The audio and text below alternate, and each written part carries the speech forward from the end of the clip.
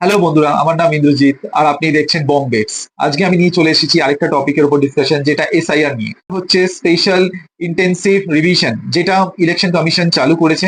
এটা লাস্ট হয়েছিল 2003-তে, আর এখন আবার 2025-এ এটা চালু হয়েছে। বিহারে অলরেডি এটা প্রসেস চালু হয়ে গেছে, আর এখন আমাদের ওয়েস্ট বেঙ্গলেও এটা চালু হওয়ার একটা সম্ভাবনা রয়েছে। কিন্তু এই এসআইআর কেন হচ্ছে? এসআইআর এর জন্য মেইন কারণ হলো যারা আগে এক্সিস্টিং ভোটার ছিল তারা হয়তো অন্য কোনো অ্যাড্রেসে চলে গেছে।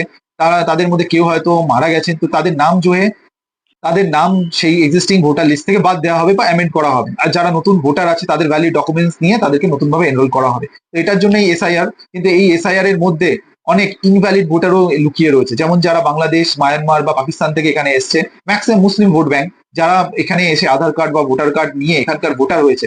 তো সেই কারণে তাদেরকে ট্র্যাক করার জন্য এই এসআইআর। তার কারণ ইনভ্যালিড ভোটার এই এসআইআর এর থ্রুতে ভোটার লিস্ট থেকে বাদ দেওয়া হবে। যারা ভ্যালিড ভোটার তাদের ভয় পাওয়ার কিছু নেই। তার কারণ হচ্ছে, যদি আপনার অ্যাড্রেসে আসার পর, ভ্যালিডেশনের পর আপনার নাম কোনো ভোটার লিস্টে না থাকে, তাহলে আপনাকে 1 মাস সময় দেওয়া হবে, যেখানে আপনি আপনার ডকুমেন্টস নিয়ে, আমি 11টা ডকুমেন্টস স্ক্রিনের উপর দিয়ে দিচ্ছি, এই 11টা ডকুমেন্টস এর কোনো ভ্যালিড ডকুমেন্টস আপনার কাছে থাকলে সেই ডকুমেন্টস নিয়ে অনলাইনেও আপনি অ্যাপ্লাই করতে পারেন। তাহলেই আপনার নাম রি এনরোল করে নেওয়া হবে।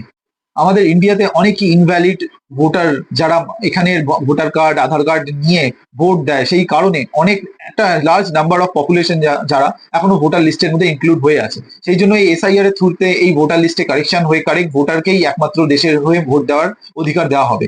আর এই কারণেই যেই ভোটাররা এখানে বাংলাদেশ বা মায়ানমার বা অন্য কোনো দেশ থেকে এসছে, আর যারা তাদের মধ্যে একটা ম্যাক্সিমাম পপুলেশন হচ্ছে মুসলিম পপুলেশন, যারা আমাদের ভোটার কার্ড আর আধার কার্ড নিয়ে এখানে দেশে রয়ে গেছে। তার কারণ রিসেন্টলি দেখা গেছে যে অনেক ট্র্যাক ডাউন হচ্ছে, যেখানে বাংলাদেশিদের পাওয়া যাচ্ছে যাদের কাছে আধার কার্ড আর ভোটার কার্ড রয়েছে, আর তাদেরকে এখান থেকে বাংলাদেশে পুশব্যাক করা হচ্ছে। আর এই যে ভোটাররা রয়েছে ম্যাক্সিমাম যারা মুসলিম কান্ট্রি থেকে আসে, যেমন বাংলাদেশ একটি মুসলিম কান্ট্রি, তো সেখান থেকে আসা লোকজন এখানে এসে ভোট দেয়।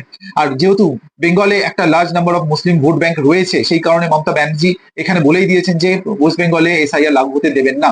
কারণ এসআইআর যদি লাগু হয়, এই যারা ইনভ্যালিড ভোটাররা আছে তাদের নাম বাদ যাবে, আর বাদ যাওয়ার আশঙ্কা থাকবে। আর সেই কারণে উনি ব্লেম করেছেন যে এখানে বিজেপি জোর করে এসআইআর চালু করছেন, আর এই এসআইআর যেহেতু বিহারে অলরেডি লাগু হয়েছে, উনি সেটারও বিরোধ করছেন। এসআইআর হওয়া একটা কনস্টিটিউশনাল রাইট। এটা একটা দেশের জন্য ইম্পর্টেন্ট, তার কারণ ভোটার লিস্টে যাদের নাম থাকার কথা না, কারণ তারা যদি মারা গিয়ে থাকেন, তারা যদি অন্য অ্যাড্রেসে শিফট হয়ে গিয়ে থাকেন বা অন্য রাজ্যে শিফট হয়ে গিয়ে থাকেন, তার সঙ্গে তাদের ভোটারেরও রাইট যে শিফট হয়ে যাওয়ার কথা। সেই কারণে যারা এখন এই মুহূর্তে বেঁচে নেই, তাদের নাম ভোটার লিস্টে কেটে দেওয়া উচিত।